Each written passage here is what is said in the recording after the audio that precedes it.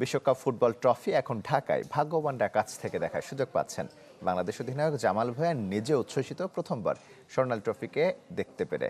তবে ছুঁয়ে দেখার সুযোগ নেই কারো। ব্রাজিলিয়ান বিশ্বকাপ জয়ী তারকা গিলবার্তো সিলভা এসেছেন ট্রফি নিয়ে। প্রথমবার বাংলাদেশে এসে উচ্ছ্বসিত তিনিও।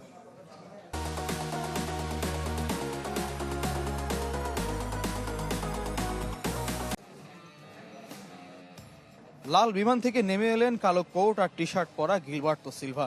এক জায়গায় অনন্য তিনি, বিশ্বকাপ জয়ী ফুটবলার। কালো কাপড়ে ঢাকা বাক্স, তার হাতে উন্মোচিত হলো স্বর্ণালী ট্রফিটি, যে ট্রফির জন্য পুরো বিশ্ব কাঁপে। উন্মাদনা হয় উন্মাতাল। ফিফা বিশ্বকাপ ট্রফি এখন বাংলাদেশে চতুর্থবারের মতো।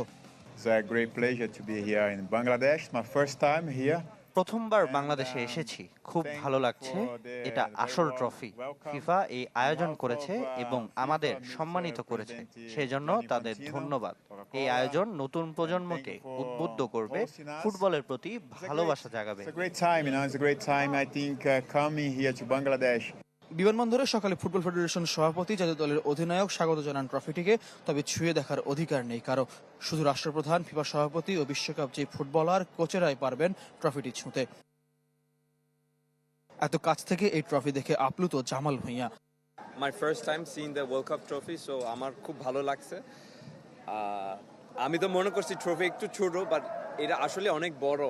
আর জিজ্ঞেস করছি মানে ওয়েট কেমন, সো অলমোস্ট 60 কেজি পিওর গোল। ভবিষ্যৎ প্রজন্মকে যা আলোড়িত করবে বলে মত খেলোয়াড় থেকে কর্মকর্তার। বিমানবন্দর থেকে সরাসরি ট্রফির গন্তব্য হোটেল রেডিসন ব্লু। নানা কড়াকড়ি আর নিয়মের বেড়াজাল টপকে যেখানে আগে থেকে দীর্ঘ লাইন, ভাগ্যবানরা সুযোগ পেয়েছেন ট্রফির সঙ্গে ছবি তোলার। ফয়জুল ইসলাম, চ্যানেল 24, ঢাকা।